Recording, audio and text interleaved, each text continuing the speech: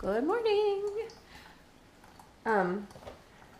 We went to the store yesterday and I got some caffeine-free stuff, and Justin was able to get H-E-B stuff because I had stuff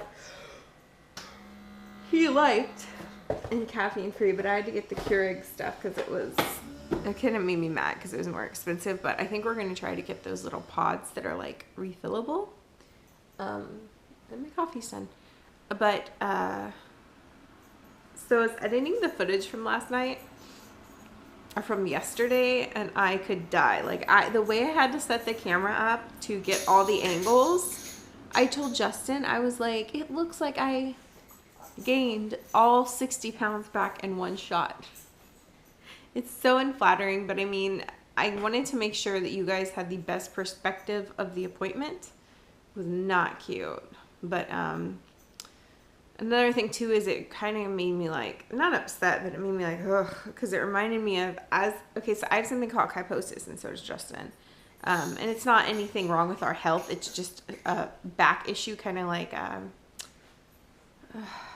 whatever the thing is you get tested for in school that makes your back curve one way, except our backs have vertebrae that are shaped like cheese wedges rather than a vertebrae. So, mine is not as bad as Justin's.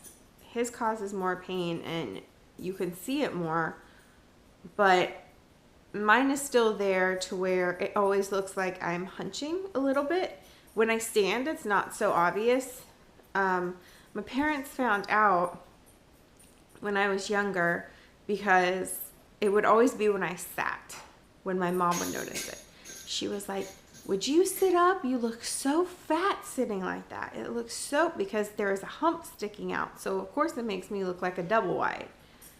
She'd be like, what would you? And it's because I'm sitting up, I have a hump out, and then the rest of my back is going forward. I don't know how to explain it other than that, but I guess our spines go like this. And when I sit is when it's the worst and it's really noticeable. And that angle yesterday was, oh my God, I look like a whale, but whatever. And another thing is because he has it and I have it, which is funny, two people like that found each other randomly because we didn't, you know what I think the funny thing is? I was so insecure about it because I don't think my mom meant to hurt my feelings, but she was always obsessed with weight and stuff like that. And as a kid, I wasn't big.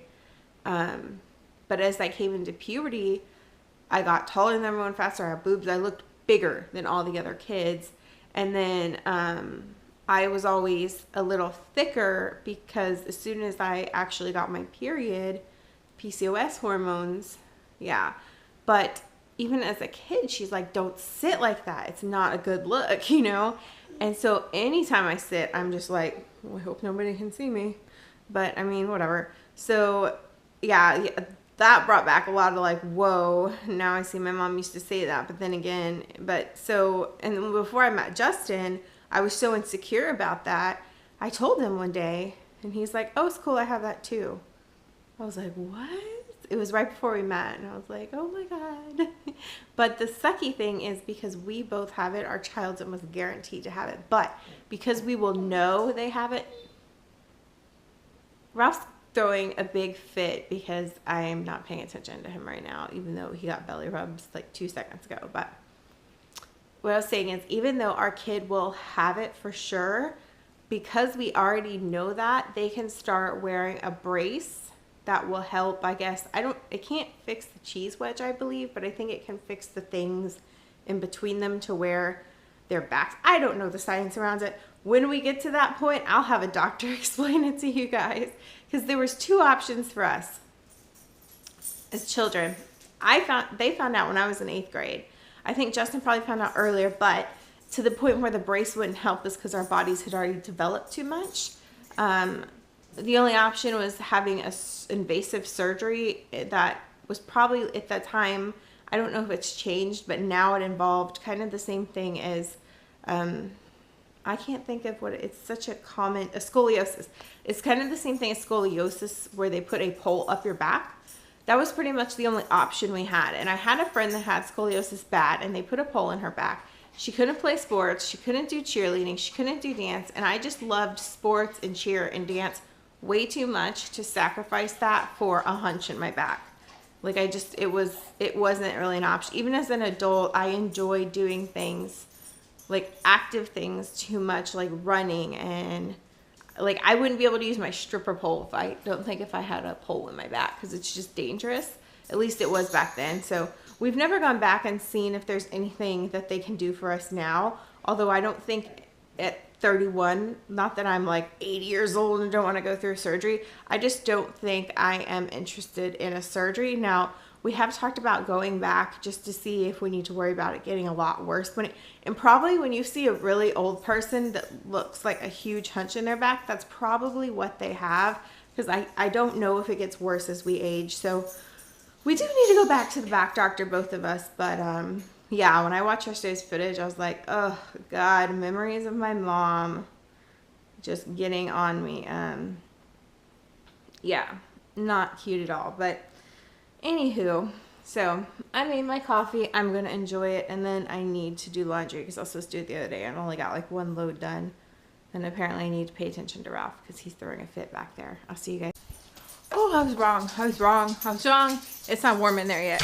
Oh my God. I'm going to have to wait until I went to go like turn the lights on and turn the treadmill on. Oh, I'm going to wait until later in the afternoon. Hey guys, I want to show you something really quick. If you want your lettuce to last in your fridge for like 2 weeks, this is a trick I do. You put it in ice cold water when you're soaking it. This can also bring limp lettuce back to life.